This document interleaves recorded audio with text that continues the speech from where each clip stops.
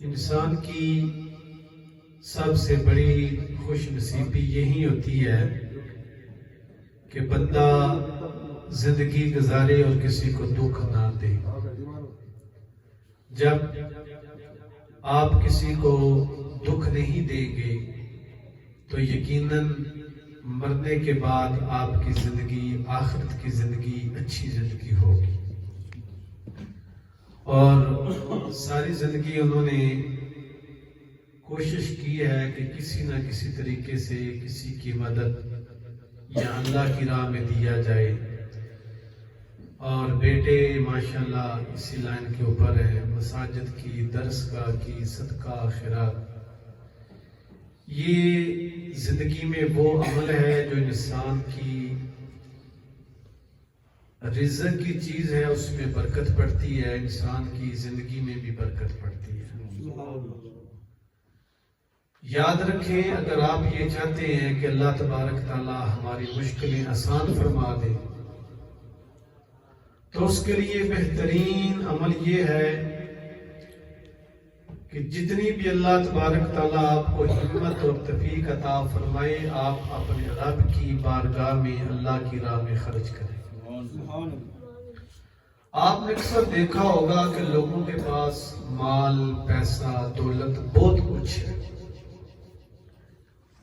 لیکن جب دینے کی باری آتی ہے تو لوگ جس طریقے سے دیا جانا چاہیے، دینا چاہیے، لوگ نہیں دیتے۔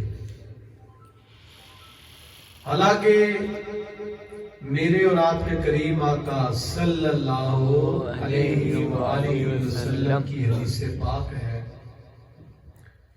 کہ بندے کو اگر ایک کھجور کی بھی توفیق ہو، ہمت ہو، وہ اللہ کی بارگاہ میں اللہ کی راہ میں خیرات کرے۔ حضور علیہ السلام نے فرمایا، جب تم اللہ کی بارگاہ میں صدقہ دیتے ہو تو اللہ کی بارگاہ میں جہنم سجدہ شکر ادا کرتا ہے کہ یا اللہ تیرے محبوب کی امت میں سے ایک امتی نے صدقہ دیا ہے اور یا اللہ وہ مجھ سے آزاد ہو گیا۔ جب انسان دنیا سے چلا جاتا ہے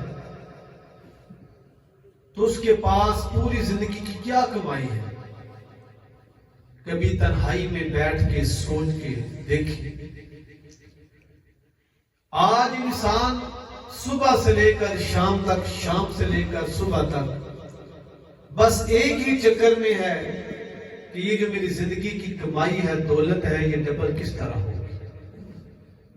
لیکن جب انسان دنیا سے جاتا ہے تو انسان اپنے پاس صرف ایک اپنی کمائی کا کفن لے کے جاتا ہے، وہ بھی ہر کسی کو نصیب نہیں ہوتا۔ انسان مر جاتا ہے تو بہت سے رشتہ داروں کی یہ خواہش ہوتی ہے کہ اس کو کفن ہم دے دیں، وہ اپنے پیسوں کا کفن بھی لے کے نہیں جاتا۔ اگر وہی پیسہ اللہ کی راہ میں ان ہاتھوں سے بندہ دے دے تو بندے کی بخشش کے وہ پیسے کفارہ بن جاتے ہیں۔ آپ کو پتہ ہے، جب آپ کسی یتیم کی، کسی غریب کی، کسی بیوہ کی، کسی درسگاہ کی، کسی مساجد کی، کسی رشتہ دار کی خدمت کرتے ہیں تو کیا اجر ملتا ہے؟ میرے اور آپ کے کریم آقا علیہ السلام نے فرمایا، صلہ رحمی کرو، اپنے رشتہ داروں کے اوپر خرچ کرو، صدقہ خیرات۔ آج ہمارے معاشرے میں کوئی ہمارا رشتہ دار غریب ہو تو ہم اس کے اوپر خرچ نہیں کرتے، حالانکہ میرے کریم آقا علیہ السلام نے فرمایا، صحابہ تمہیں پتا ہے سب سے بہترین صدقہ کون سا ہے؟ کسی نے کہا یا رسول اللہ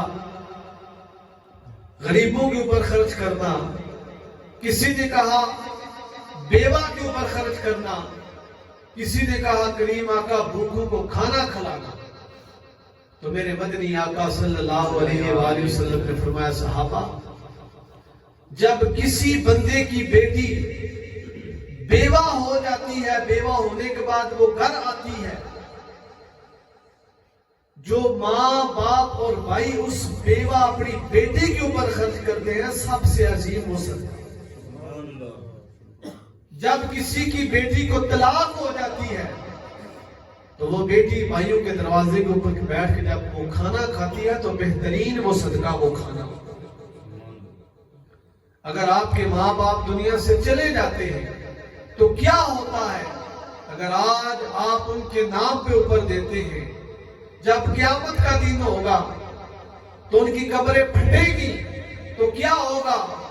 کسی کی قبر میں عمرے کا ثواب، کسی کی قبر میں قرآن پڑھنے والوں کا ثواب، کسی کی قبر میں حج کرنے والوں کا ثواب، کسی کی قبر میں مسجد بنانے والوں کا ثواب.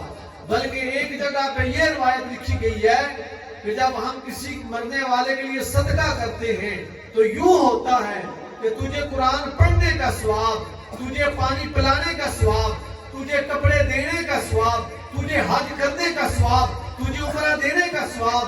تو وہ میت قبر میں کہتی ہے نہ میں نے حج کیا، نہ میں نے عمرہ کیا، نہ میں نے کسی کو پانی پلایا، نہ کھانا کھلایا، پر یہ سب ثواب میری قبر میں کیوں ہیں؟ تو آواز آتی ہے تو قبر میں ہے، پر آج تیرے بیٹوں نے کسی درسگاہ کی خدمت کی، کن بچوں کے لیے کھانے کا انتظام کیا، کھانا وہ کھا رہے ہیں، ثواب تجھے قبر میں مل رہا ہے. قرآن وہ دریوں کے اوپر بیٹھ کے پڑھ رہے ہیں، ثواب تجھے مل رہا ہے.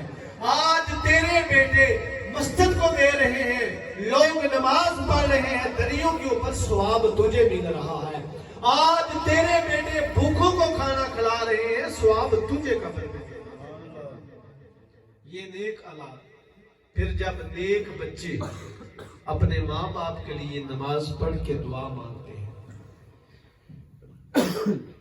ہمارے معاشرے میں ایک یہ بھی چیز آپ نے دیکھی ہے، میری بات کا غصہ نہ کرنا، میں اکثر اصلاحی گفتگو کرتا ہوں.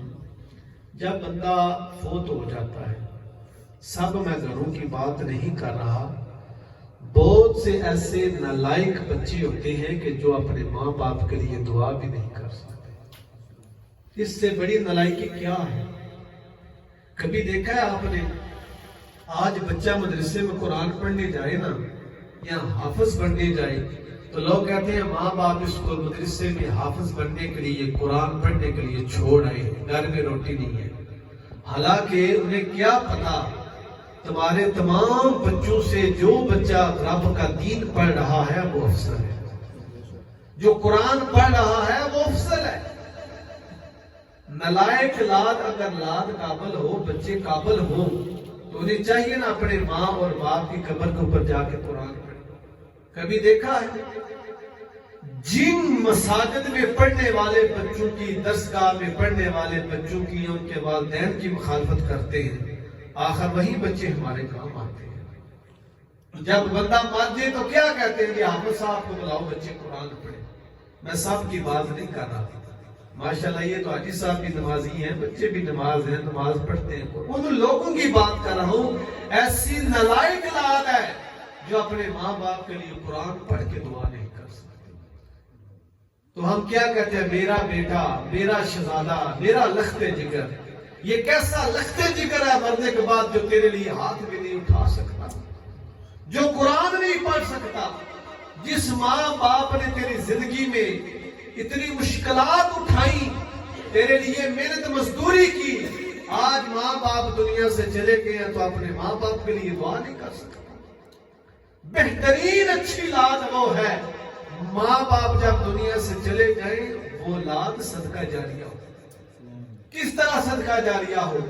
یا تو وہ بچہ قرآن پڑھنے والا ہو، یا بچہ خود قرآن پڑھانے والا ہو، یا بیٹا نمازی ہو، نماز پڑھ کے اپنے ماں باپ کے لیے دعا کرے. یہ سب سے بڑا صدقہ ہے، یہ سب سے بڑی بخشش ہے، یہ سب سے بڑی مغفرت کی دعا ہے. یہ تمام چیزیں آج ہم ان سے دور ہو چکے ہیں. میں آپ کو ایک بات بتانے لگا ہوں. کل ایک جگہ پہ بیٹھے ہوئے تھے، بات بڑی مزیدار ہے، اصلاح کی بات ہے. چھوٹا سا پروگرام تھا تو اس میں کافی اچھے لوگ بیٹھے ہوئے تھے. تو ایک ٹیبل کے ساتھ میرے دوست حاجی صاحب، اللہ ان کی زندگی میں برکتیں عطا فرمائے، تو وہ دعا کا ٹائم ہوا تو جب دعا مانگی گئی نا تو بعد میں کہنے لگے یہ بچے ماشاءاللہ قرآن پڑھ رہے کتنے اچھے لگتے ہیں. کہتے ہیں میں آپ کو ایک بات بتاتا ہوں.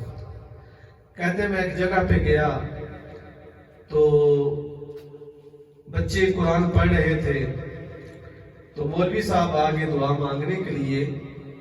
انہوں نے کہا مولوی صاحب آپ نے ابا جی کے لیے کیا پڑھا ہے؟ دیہات کا ماحول تھا, بہت بڑی چودراہ تھی, بڑے بڑے لوگ بیٹھے ہوئے تھے. تو جو مولوی صاحب تھے نا انہوں نے کہا جی بچوں نے بھی پڑھا ہے لیکن میں نے بھی ایک سپارہ آپ کے والد صاحب کے لیے پڑھا ہے. کتنا پڑھا ہے؟ ایک سپارہ آپ کے والد صاحب کے لیے.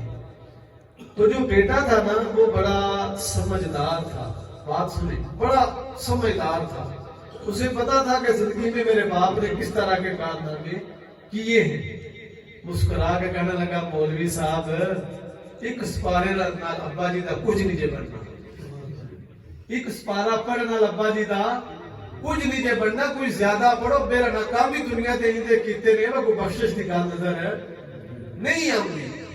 اس لیے لاد کو بھی پتا ہوتا ہے کہ میرا ماں باپ کیسا تھا, اور اگر ماں باپ نیک ہو تو بچہ خوش ہو کے یہ مسکرا کے کہتا ہے مجھے پتا ہے میرا ماں باپ دنیا سے کامیاب ہو گیا. سبحان اللہ. یہ چھوٹی چھوٹی باتیں روزمرہ کی ہیں. ہم نماز پڑھتے ہیں, ماں باپ کے لیے صدقہ دیتے ہیں. صدقے کی کیا فضیلت ہے؟ میں آخر یہ بات کرنے لگا ہوں. یہ بندہ ساری زندگی پیسے کو سنبھال کے رکھتا ہے. مولا علی شیر خدا فرماتے ہیں جب یہ صدقے کے پیسے آپ کے ہاتھ میں تھے نا تو آپ اس کے محافظ تھے. جب آپ کسی کو دے دیتے ہیں نا تو اللہ کی طرف سے آواز آتی ہے اب اس کا تو محافظ نہیں میں محافظ. اور ایک جگہ پہ ایک روایت ہے, حکایت ہے, سبق سمجھ لیں. حضرت عیسیٰ علیہ السلام کا زمانہ تھا. آخری یہ میری بات ہے کہ دعا کا ٹائم ہے. آپ کے زمانے میں نا ایک دھوبی تھا. دھوبی کا کام کیا ہے؟ لوگوں کے کپڑے دھونے. تو وہ جب کپڑے دھونے لے کے جاتا نا تو کپڑوں میں ہیرا پھیری کرتا تھا. کسی غریب کے کپڑے میر کو دے دیے یا میر کے جو نازک کپڑے ہوتے ہیں غریب کو دے دینے. تو لوگ اس کی اس شرارتوں سے بڑے تنگ تھے. لوگ حضرت عیسیٰ کی بارگاہ میں آتے ہیں, آپ اللہ کے نبی ہیں, دعا کریں یا اللہ اس کو ہدایت دے دیں, یا اللہ اس کو اٹھا دے. جب دعا کی اللہ کے نبی نے تو قوم کو یہ خوشخبری سنائی کیا کہ آج وہ گھاٹ پہ جائے گا واپس نہیں آئے گا.